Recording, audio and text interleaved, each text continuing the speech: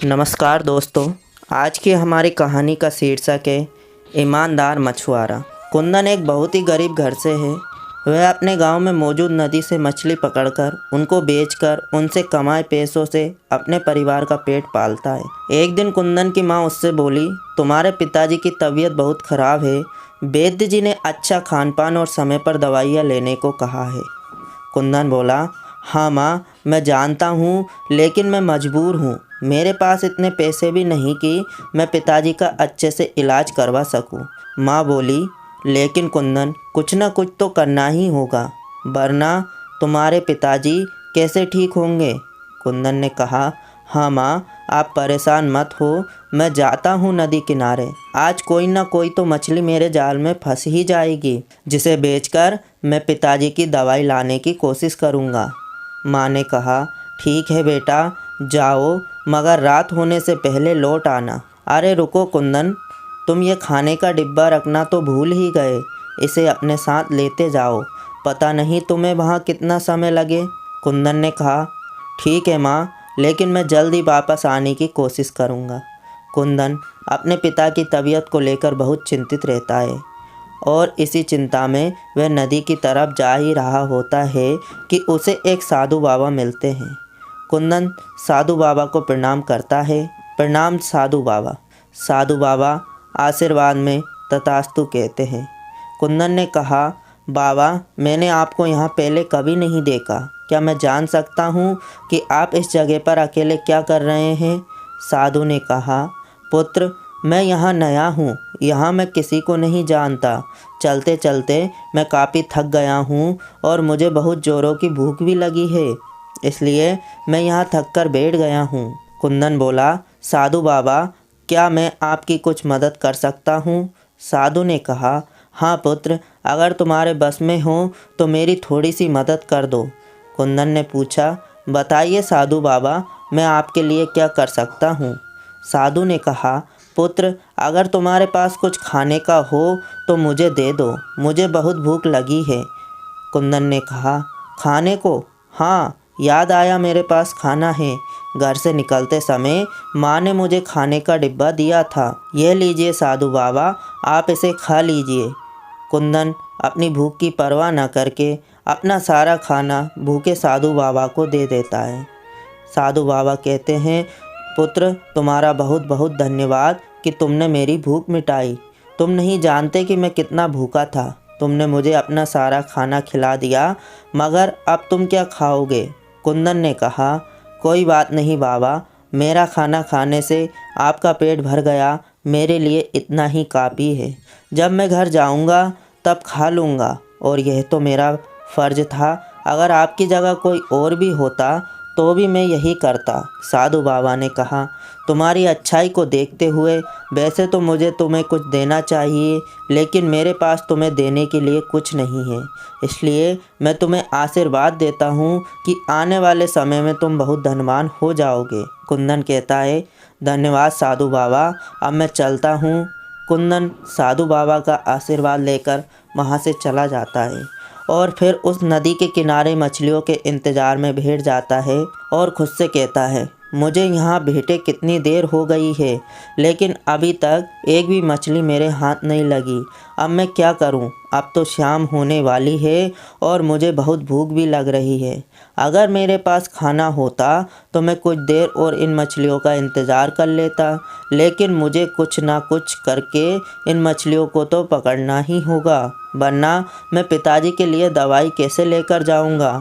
और माँ ने मुझसे कहा था कि अंधेरा होने से पहले मैं घर वापस आ जाऊं। कुंदन नदी के किनारे बैठे बैठे अपने माता पिता की कही हुई बातों को सोच ही रहा था कि अचानक से उसके जाल में एक मछली फंसती है। अरे वाह, लगता है मेरे जाल में मछली फंस गई है। एक काम करता हूँ, जल्दी से इसको बाहर निकाल लेता हूँ, वरना कहीं ये मेरे जाल से फिर ना निकल जाए। कुंदन मछली को निकालने के लिए जैसे ही हाथ बढ़ाता है, वैसे ही वह मछली उसके जाल से छूटकर पानी में गुम हो जाती है और कुंदन फिर से मायूस हो जाता है। अब मैं क्या करूं, इतनी मुश्किल से तो एक मछली मेरे हाथ आई थी, वो भी मेरे जाल से छूट गई। कुंदन को नदी किनारे बैठे बैठे अब रात हो जाती है। वो फिर भी बिना हार माने नदी के किनारे बैठा रहता है कि तभी एक मछली फिर से उसके जाल में फंस जाती है। इस बार तो मैं इस मछली को बिल्कुल भी नहीं जाने दूंगा, मैं इसे पकड़कर ही रहूंगा। कुंदन उस मछली को पकड़ने की कोशिश कर ही रहा था। अचानक से एक बहुत भयानक तूफान वहां आ जाता है। अरे ये तूफान, ये कैसा तूफान आ रहा है? कुंदन उस तूफान की चपेट में आकर नदी के अंदर डूबने लगता है। वो मदद के लिए चिल्लाता है, लेकिन वहाँ उसकी मदद करने वाला कोई नहीं होता, इसलिए वह उस नदी में समा जाता है। इधर कुंदन के माता पिता बहुत चिंतित होते हैं, क्योंकि आधी रात बीत चुकी थी और कुंदन का कोई पता नहीं था। तब कुंदन के पिता बोले, भाग्यवान, क्या अभी कुंदन घर पर नहीं आया? नहीं श्रीमान, पता नहीं हमारा पुत्र कहाँ फंस गया है। वह मुझसे कहकर तो निकला था कि अंधेरा होने से पहले आ जाएगा, लेकिन अभी तक वापस नहीं आया और अब मुझे उसकी बहुत ज़्यादा चिंता हो रही है। तब कुंदन के पिता ने कहा, मैं क्या करूं? क्या मैं उसे ढूंढने जाऊं? अगर मेरी तबीयत ठीक होती तो मैं उसे ढूंढने जाता, मगर मैं चल नहीं सकता, इसलिए बेहतर यही होगा कि उसे ढूंढने तुम चली जाओ, लेकिन ज़्यादा दूर मत जाना। कुंदन की माँ कुंदन के पिता की बात मानकर उसे ढूंढने के लिए चल पड़ती है। तभी उसे एक पेड़ के नीचे साधु बाबा बैठे मिलते हैं। वह कहती है, प्रणाम साधु बाबा, क्या आपने एक जवान बालक को यहाँ पर देखा है?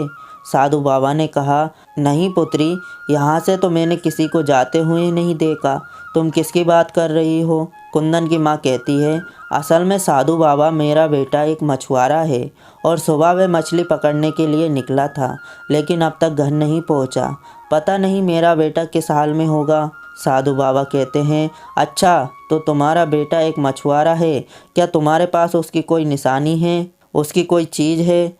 कुंदन की माँ ने कहा, हाँ साधु बाबा, मेरे पास उसकी एक अंगूठी है जो उसने मुझे दी थी, जिसे मैंने अपनी साड़ी के आंचल से ही बांधा हुआ है।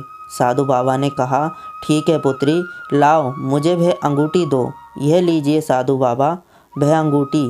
साधु बाबा उस अंगूठी को लेकर अपनी आंखें बंद करके कुछ मंत्र पढ़ते हैं। इधर नदी में डूबकर कुंदन मरता नहीं, बल्कि किसी दूसरी दुनिया में पहुंच जाता है। वह कहता है, अरे यह मैं कहाँ आ गया हूँ और यहाँ इतना सारा खजाना, ये कौन सी दुनिया है?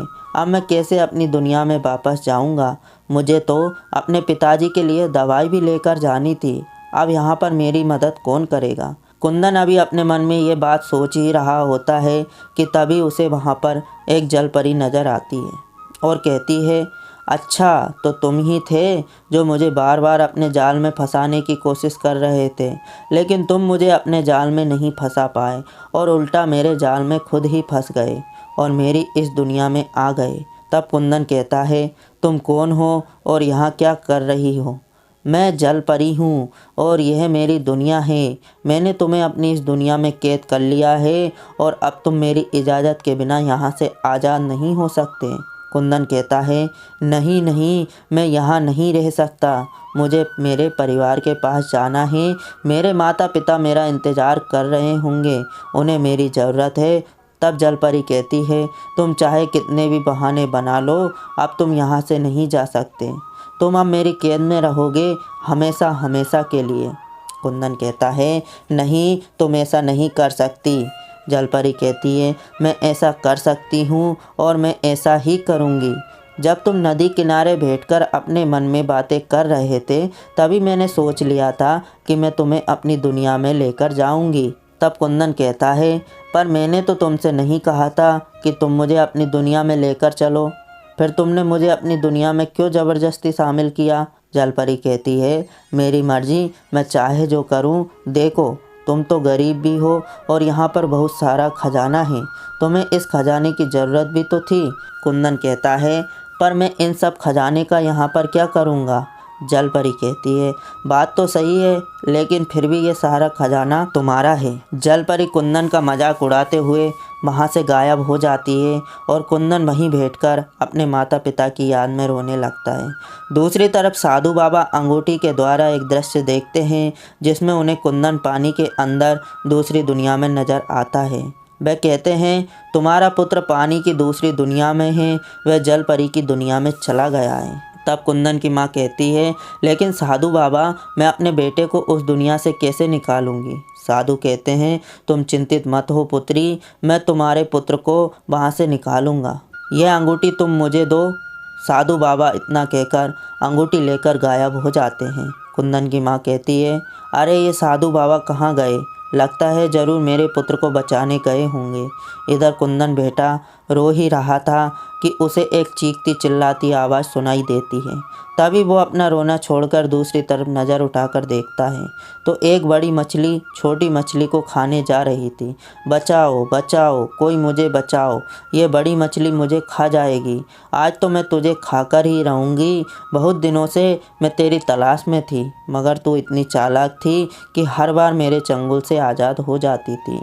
तभी कुंदन कहता है, छोड़ो इसे, तुम्हें शर्म आनी चाहिए। इतनी बड़ी होकर तुम इस छोटी सी मछली को कहना चाहती हो।